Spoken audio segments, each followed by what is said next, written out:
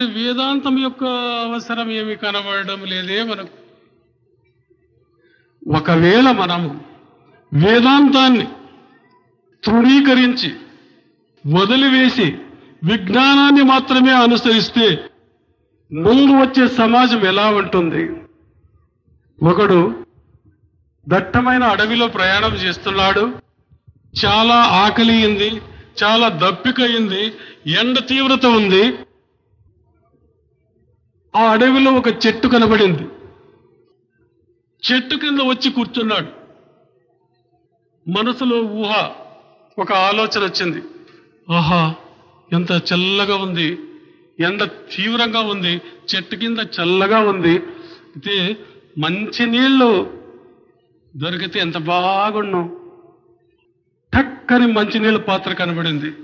చూసినాడు, చాలా ఆనందం అయిపోయింది. ఆ నీళ్లను త్రాగినాడు, చాలా సంతోషించినాడు.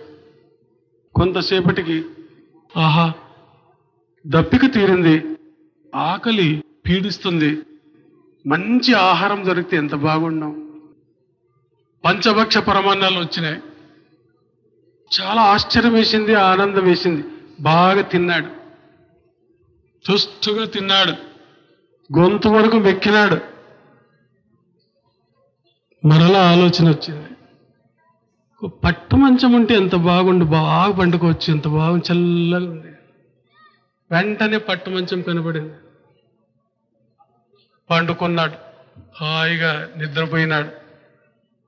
ఒక గంట తర్వాత లేచినాడు. లేచి ఆలోచన చేస్తున్నాడు, ఏమిటి ఇది? నీళ్లు అనుకున్న తక్షణం నీళ్ళు వచ్చినాయి, ఆహారం అనుకున్న తక్షణం ఆహారం వచ్చింది, మంచం అనుకున్న తక్షణం మంచం వచ్చింది. ఇక్కడ ఏమైనా దయ్యం ఉందో ఏమో. వెంటనే దయ్యం ప్రత్యక్షమైంది. అక్కడ వికృతాకారంగా దయ్యం కనబడుతుంది. అయ్యో, నిజంగా దయ్యం వచ్చేసింది, ఇది నన్ను తింటుందో ఏమో, చంపుతుంది ఏమో అని చంపింది, తినింది. ఈరోజు మనము కూడా సైన్స్ అనే కల్పవృక్షం కింద కూర్చున్నాం. కోరిన కోర్కెలన్నీ నెరవేరుస్తూ ఉంది సైన్స్ అనే కల్పవృక్షం మనకు. ఈ సైన్స్ యొక్క సహాయం చేత నీటిలో చేపలాగా ఈదుతున్నాడు మానవుడు, ఆకాశంలో పక్షిలాగా ఎగురుతున్నాడు. అయితే చివరికి వాడు దయ్యం అనుకున్నాడే, అనుకుంటాడు. ఆ దయ్యాలు కూడా వస్తాయి, హైడ్రోజన్ బాంబ్, న్యూట్రాన్ బాంబ్ రూపంలో వస్తాయి.